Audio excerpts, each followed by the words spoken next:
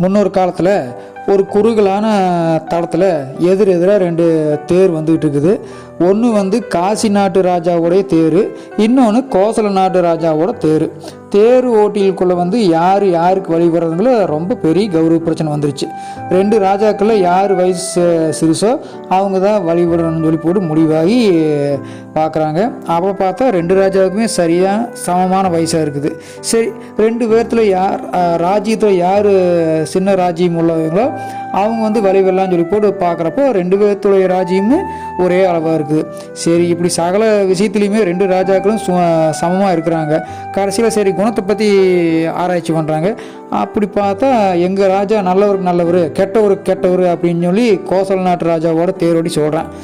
அதுக்கு காசி நாட்டு ராஜாவோட தேரோடி சொல்கிறான், எங்கள் ராஜா நல்லவருக்கு நல்லவர், கெட்டவருக்குன்னு நல்லவர் தான் அப்படின்னு சொல்லி சொல்கிறாரு. உடனே அந்த கோசல நாட்டு ராஜா வந்துட்டு அவர் தாயா உயர்ந்தவர், அவருக்கு வழி விடு அப்படின்னு சொல்லி போட்டு இறங்கி வழி விட்டு வணங்கி நின்னாரா. யார்? அந்த கோசல நாட்டு ராஜா.